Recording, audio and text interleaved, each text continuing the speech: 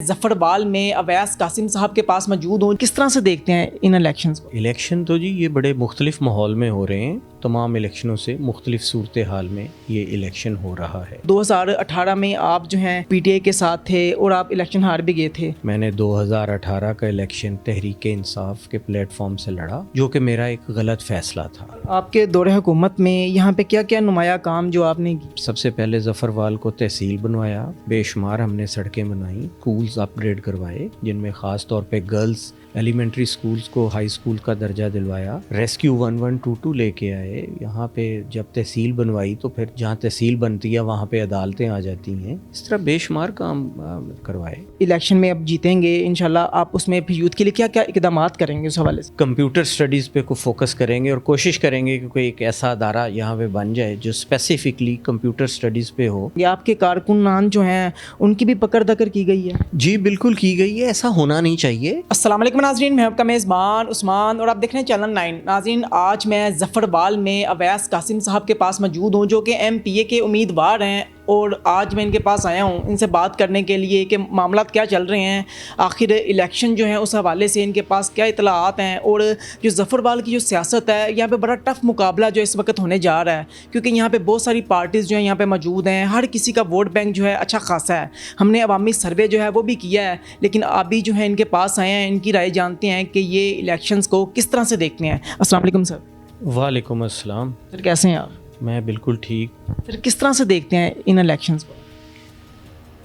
Election تو جی یہ بڑے مختلف ماحول میں ہو رہے ہیں، اور الیکشن تو ہر الیکشن ٹف ہوتا ہے، ہر الیکشن میں مختلف صورتحال ہوتی ہے۔ 2018 میں مختلف تھی، 2013 میں مختلف تھی، 2008 میں مختلف تھی، اس سے پہلے مختلف تھی، اور اس الیکشن میں ڈیفینیٹلی اس سے تمام الیکشنوں سے مختلف صورتحال میں یہ الیکشن ہو رہا ہے۔ جیسے کہ آپ کو پتہ ہے کہ کچھ الیکشن ڈیلے بھی ہوا، پھر بہرحال اب اللہ نے پہلے بھی پروسیس شروع ہوا پنجاب اسمبلی کے الیکشنز کا، پھر وہ ختم ہوا، اب دوبارہ پورے پاکستان میں الیکشن ہو رہے ہیں اور اس میں ہم حصہ لے رہے ہیں۔ سر آپ کی جو الیکشن کمپین ہے وہ کیسی چل رہی ہے؟ جی الحمدللہ بڑی ٹھیک جا رہی ہے جی کیمپین۔ سر یہاں پہ جو ہے سیاسی دباؤ بڑا ہے دوسری پارٹیز کی جانب سے، اور 2018 میں آپ جو ہیں پی ٹی آئی کے ساتھ تھے اور آپ الیکشن ہار بھی گئے تھے۔ سر کیا سمجھتے ہیں کیا وجہ تھی کہ آپ الیکشن ہار گئے؟ جی میں کیونکہ میں مسلم لیگ نون سے میری وابستگی رہی، اور کچھ وجوہات کی بنیاد پہ میں نے 2018 کا الیکشن تحریک انصاف کے پلیٹ فارم سے لڑا، جو کہ میرا ایک غلط فیصلہ تھا۔ مجھے اگر مسلم لیگ نون سے کوئی تحفظات تھے تو مجھے ایز اے انڈیپینڈنٹ کینڈیڈیٹ اس میں حصہ لینا چاہیے تھا، تو شاید صورتحال مختلف ہوتی۔ سر کیا آپ سمجھتے ہیں کہ یہی وجہ ہے کہ اب نون لیگ جو ہے ان کی جانب سے آپ کو جو ہے وہ ٹکٹ نہیں دیا گیا، احسن اقبال جو ہیں ان کو ٹکٹ ملا ہی؟ یہ پارٹی کا معاملہ ہے، پارٹی بہتر سمجھتی ہے کہ انہوں نے کیا سوچا ہے کیا نہیں سوچا۔ جی سر جب آپ کی حکومت تھی لاسٹ ٹائم پہ تو آپ کے بہت سارے بورڈ بھی لگے روڈز بنوانے کے، شکرگر، اور اس کے بیچ میں اور بہت ساری جگہیں تھیں جن پہ بورڈ لگے کہ جو سڑکیں بنائی جائیں گی، لیکن اس پہ عمل درآمد نہیں ہو پایا۔ نہیں، ایسا نہیں ہوتا، جو پروجیکٹ شروع ہوتا ہے اس پہ عمل ہوتا ہے، اور پروجیکٹ صرف کہنے سے نہیں ہو جاتا، اس کا پہلے پوری ایک ورکنگ ہوتی ہے، اس کے بعد اس کا ٹینڈر پروسیس ہوتا ہے، اور جس کا ٹینڈر پروسیس ہوتا ہے جب وہ کام کسی کانٹریکٹر کو الاٹ ہو جاتا ہے تو اس کے بعد وہ کام ہونا ہی ہوتا ہے۔ تو ایسا نہیں ہوتا کہ بورڈ لگ جائیں اور ٹینڈر پروسیس ہو جائے، ورک الاٹ ہو جائے تو وہ کام نہ ہو، ایسی بات نہیں ہوتی۔ آپ کے دور حکومت میں یہاں پہ کیا کیا نمایاں کام جو آپ نے کی؟ بے شمار کام کیے جی۔ میں نے سب سے پہلے ظفر بال کو تحصیل بنوایا، اس کے بعد بے شمار ہم نے اپنے حلقے میں، اس ٹائم 2008 کی بات میں کر رہا ہوں، 8، 9، 10 مطلب پہلا ٹینیور، پھر دوسرے ٹینیور میں بے شمار ہم نے سڑکیں بنائیں، اسکولز اپ گریڈ کروائے، جن میں خاص طور پہ گرلز ایلیمنٹری اسکولز کو ہائی اسکول کا درجہ دلوایا، بوائز ہائی اسکول بنوائے، مڈل اسکول بنوائے، روڈز بنوائیں، سیوریج بنوائے، اور آبی نکاس اور فرش بندی کے کام کروائے، ریسکیو 1122 لے کے آئے۔ یہاں پہ جب تحصیل بنوائی تو پھر جہاں تحصیل بنتی ہے وہاں پہ عدالتیں آ جاتی ہیں، تحصیل ہیڈ کوارٹر، ہاسپٹل، جو میں اپنا دوسرا بڑا کام سمجھتا ہوں تحصیل بنوانے کے بعد، وہ اس کی تعمیر شروع کروائی اور وہ بن گیا. گرلز ڈگری کالج کی بلڈنگ بنوائی. ظفروال شہر میں گرلز ہائی اسکول اور بوائز ہائی اسکول کی نئی بلڈنگ تعمیر کروائی. سیوریج کا کام کروایا. اس طرح بے شمار کام کروائے. سر کیا آپ سمجھتے ہیں کہ جس طرح سے احسن اقبال جو ہیں اسٹوڈنٹس کے ساتھ 1 to 1 جو ہیں وہ کویسچن آنسر جو ہیں وہ کرتے ہیں، ان کے جوابات بھی دیتے ہیں، آپ نے ایسا کیوں نہیں کیا؟ کیا آپ ڈرتے ہیں کہ کویسچن آنسر جو ہیں اسٹوڈنٹ کے آپ ان کا جواب نہیں دے پائیں گے؟ جب ہم کسی پروگرام میں جاتے ہیں، کسی کالج میں، کسی اسکول میں، تو وہاں جو بچے اسٹوڈنٹس ہم سے کویسچن کرتے ہیں ہم اس کا جواب دیتے ہیں. سر اس کے علاوہ جو ہے ایک ہائی اسکول جو ہے اس کی بلڈنگ تھی وہ بڑی تاخیر کا شکار رہی ہے، کیا کہنا چاہیں گے؟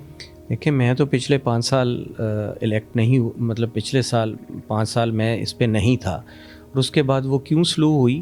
وہ جو پچھلے نمائندے تھے ان کو ان کام کو ختم کروانا چاہیے تھا. وہ کام کو میرا نہیں تھا، اس پہ پیسہ حکومت پنجاب کا لگا ہوا تھا، وہ پاکستان کے خزانے سے لوگوں کا پیسہ تھا. تو جو پروجیکٹ ڈیلے ہوتا ہے اس کے وہ اثرات اور ثمرات عوام تک نہیں پہنچتے جو پہنچنے چاہیے.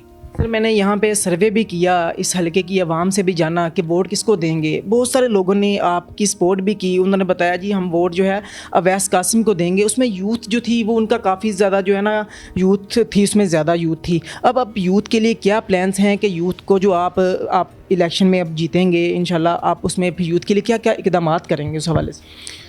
جی اس میں میرے ذہن میں 2-3 ہیں جو یوتھ کے لیے.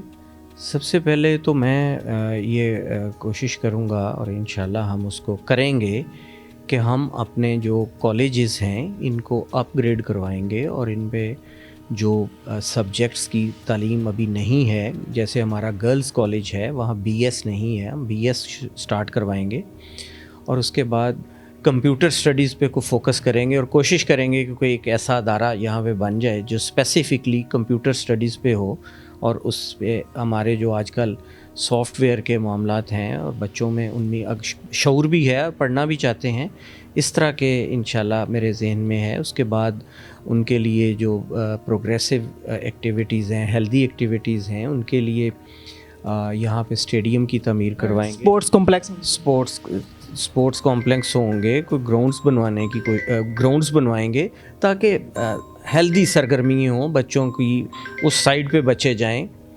سر اس کے علاوہ پکڑ دھکڑ بھی کی جا رہی ہے، جو آزاد امیدوار ہیں یہاں پہ ان کی پکڑ دھکڑ اس طرح سے کی جا رہی ہے کہ ان پہ دباؤ ڈالا جا رہا ہے. لوگوں کے بزنس جو ہیں وہ بند کروائے جا رہے ہیں. کسی کا اگر پیٹرول پمپ ہے تو اس کا پیٹرول پمپ جو ہے اس کو بند کروایا جا رہا ہے. اس حوالے سے کیا کہنا چاہیں گے؟ آپ کے کارکنان جو ہیں ان کی بھی پکڑ دھکڑ کی گئی ہے؟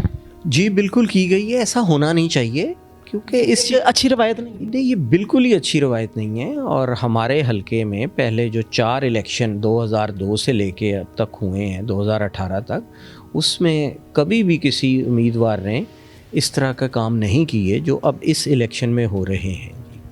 اس کا کیا نتائج نکلیں گے؟ آج دوسری جو پارٹی ہے وہ آپ کے ساتھ پکڑ دکڑ کر رہی ہے، کل کو آپ لوگ آئیں گے آپ پکڑ دکڑ کریں گے. اس کا ذمہ دار جو ہے آپ کس کو سمجھتے ہیں؟ یہ اچھی روایت نہیں ہے. جو بھی بری اور گندی روایت ڈالتا ہے وہی اس کا ذمہ دار ہوتا ہے. ناظرین آپ نے جو ہیں اویس قاسم صاحب جو ہیں MPA 54 کے جو ہیں کینڈیڈیٹ ہیں، آزاد امیدوار ہیں. پہلے مسلم لیگ نون میں تھے، پھر PTI میں چلے گئے، لیکن اس دفعہ جو ہے آزاد جو ہیں وہ میدان میں اتریں گے. لوگ جو ہیں اور یہاں کی جو ظفروال کی عوام ہے وہ کس کا ساتھ دیتی ہے یہ تو 8 فروری کو وقت بتائے گا کہ کس کا پلڑا جو ہے وہ باری رہے گا. آپ اویس قاسم کے حوالے سے کیا کمنٹ کرنا چاہیں گے؟ آپ کی رائے کیا ہے اور آپ ان کو سپورٹ کرتے ہیں یا نہیں؟ اپنی جو قیمتی رائے ہے اس کا اظہار کمنٹ سیکشن میں ضرور کیجیے گا. اسی کے ساتھ اپنے میزبان کو اجازت دیجیے. دیکھتے رہیے چینل 9. تب تک کے لیے اللہ نگہبان.